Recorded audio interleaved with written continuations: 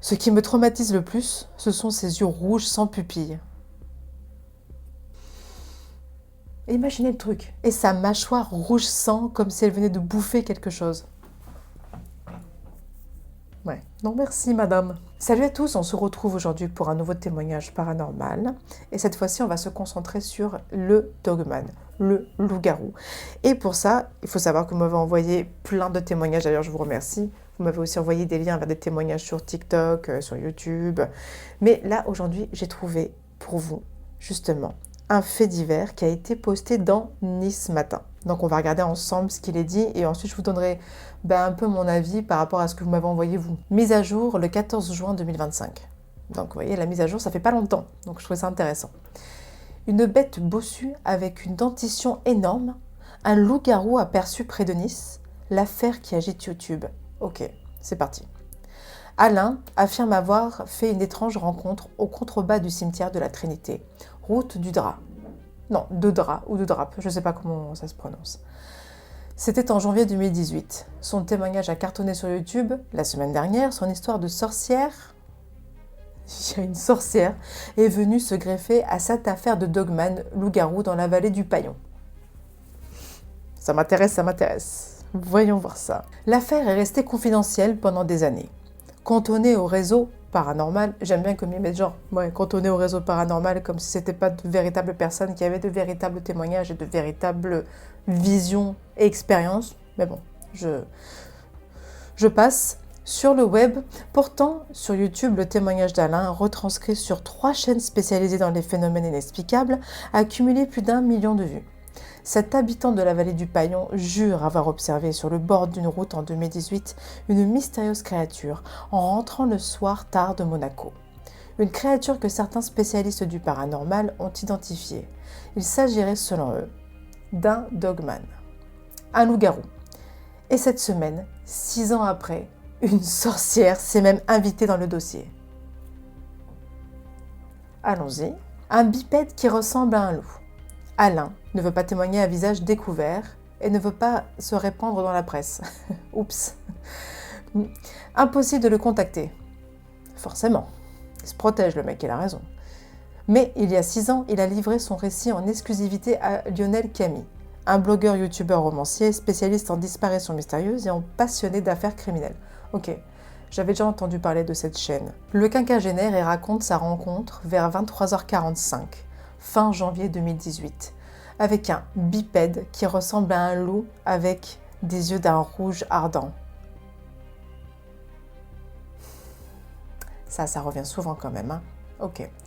Une bête totalement bossue, des poils très noirs. Ça aussi, ça revient souvent. Les poils très noirs.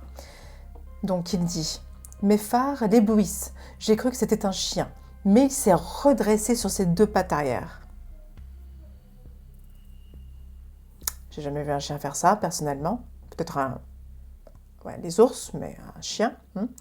Cette bête a eu un effet de surprise. C'est assez drôle. Il a fait « Ok. » Elle était totalement bossue, avec une dentition énorme. La vache, il avait les dents du truc. Témoigne Alain. La bestiole était à la lisière du trottoir, dit-il, au pied d'une falaise. Elle vient vers moi en rampant un peu à ma hauteur à la vitre conducteur. Vous imaginez la scène? La trouille qu'il a dû avoir. Rien que d'y penser, franchement, ça me fait flipper. Ça va très vite. Elle n'est pas très grande, peut-être 1m60 ou 70. Pas très grande, ça dépend. Hein. Moi, même 1m50, ça me ferait peur. Hein. Sérieusement. Elle a 2 oreilles droites et pointues. Elle a les bras ballants, des doigts très fins, avec des griffes très pointues. Ça fait flipper, grave. Et ensuite, Alain enchaîne. Elle est sale, souillée. Sur la tête, ses poils sont fouillis et très épais et descendent en crinière sur le dos. Encore un truc que j'ai vu souvent dans vos témoignages. La crinière, les poils noirs, c'est revenu très souvent ça. Ce qui me traumatise le plus, ce sont ses yeux rouges sans pupille. Imaginez le truc. Chien ou pas, ce truc a les yeux rouges sans pupille. On voit ça que dans les films, on est d'accord. C'est pour ça, c'est impressionnant. Et sa mâchoire rouge sang, comme si elle venait de bouffer quelque chose.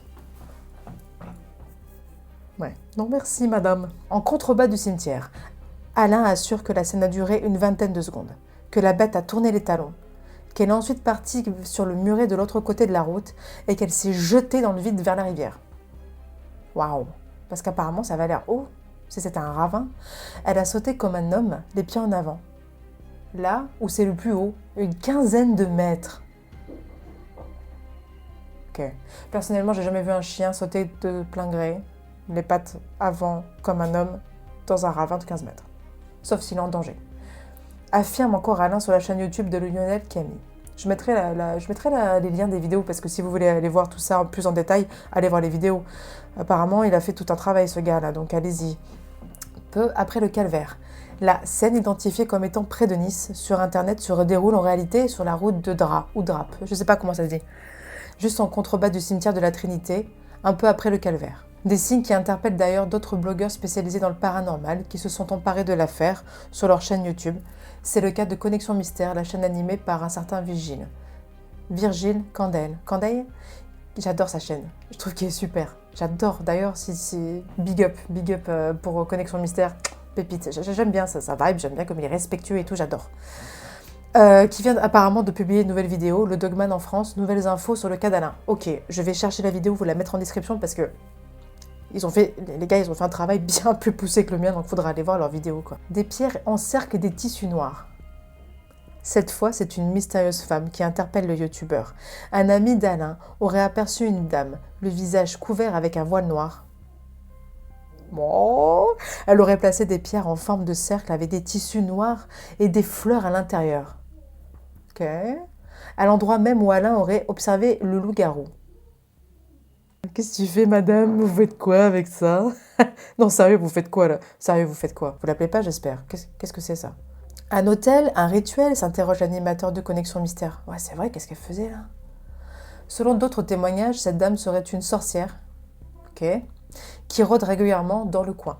Certains jurent même que, chez elle, elle habiterait non loin du cimetière de la Trinité, des ossements auraient été aperçus. On connaissait Vance et ses ovnis devenus légendaires, et maintenant voici Dra, la Trinité, et le loup-garou et la sorcière. Ok, alors déjà pour remettre en contexte, je ne suis pas je suis pas une spécialiste de tout ce qui est culte païen et sorcellerie, tout ça, avec les os là comme ça, mais je sais qu'il y a des gens qui pratiquent avec les ossements. Apparemment, ce serait une très vieille façon de faire de la divination ou de se connecter aux ancêtres. Pas forcément des os humains, hein. C'est souvent des os d'animaux.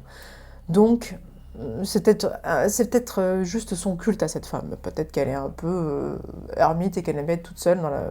Je sais pas trop où c'est. Je connais Nice, mais je connais pas en détail là où ça a été vu, hein. Mais par contre, ce que je peux vous dire, c'est que, vu le nombre de messages que vous m'avez envoyés avec des témoignages un peu bizarres, vous me demandez mon avis. Ça, c'est sur Nice Matin. Cette personne, apparemment, elle a vu, comme beaucoup d'entre vous, une créature noire avec des yeux rouges. Vous avez été très nombreux à me parler de ça, les yeux rouges, les yeux rouges. En tout cas, ce sont des témoignages, donc ce ne sont pas des preuves empiriques en soi, mais il y a quand même beaucoup de parallèles et de similitudes avec d'autres personnes qui m'ont envoyé des vidéos. Bon, les vidéos, c'est souvent des fakes, on est d'accord, mais beaucoup de témoignages qui, quand même, me font penser à une créature qui doit... Bizarrement, j'ai moins de mal à croire au loup-garou qu'au vampire, clairement. Mais parce que c'est peut-être en fait un cryptide, une créature qu'on n'a pas encore vraiment découverte. Peut-être qu'elles sont bien plus intelligentes que ce qu'on croit. Peut-être que ce sont de super prédateurs et qu'en fait ils ont passé, je sais pas moi, des millénaires à nous éviter. Ce qui expliquerait peut-être aussi les réactions de cette créature quand elle est arrivée avec ses phares en mode wow.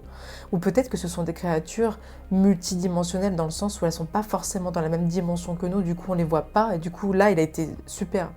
En mode, oh, okay, tu peux me voir, je peux te voir. Je sais pas trop, vous voyez, c'est un peu... En tout cas, ça a fait la une de Nice Matin. Ça a fait la une de Nice Matin et apparemment, ce gars, il a fait des témoignages sur plusieurs chaînes YouTube. Il y a un truc là. Et peut-être que cette personne qui pratique les énergies ou la... J'aime pas trop dire sorcellerie parce que c'est quand même un thème qui a été un peu stigmatisé. Et souvent, quand on parle de sorcière, tout de suite, on a peur et tout, alors que peut-être que c'est un culte ancien, j'en sais rien, moi. Hein. Je suis pas trop calée là-dedans, pour être honnête. Mais qui est aussi cette femme qui... Qu'est-ce qu'elle fait? Elle appelle la créature, elle la garde, elle lui vénère un culte. Il y a beaucoup de questions en suspens quand même. C'est très intéressant. Dites-moi ce que vous en pensez en commentaire. Là, c'est sur Nice Matin, comme je vous le dis, je vais tout mettre en description, vous allez voir. Vous allez pouvoir le lire de vous-même. Et puis moi, je vais chercher les vidéos pour ajouter un peu plus de contexte et de contenu, parce que ce sont des personnes qui apparemment, ils ont fait carrément tout un documentaire là-dessus. Donc dites-moi en commentaire, qu'est-ce que vous pensez de ça? C'est étonnant quand même tout ça, c'est étonnant. Écoutez, c'est tout pour moi. Je vous remercie d'avoir été là avec moi encore une fois. Je vous invite à vous abonner, comme d'habitude, à partager. Et je vous retrouve très vite pour une nouvelle vidéo. À bientôt!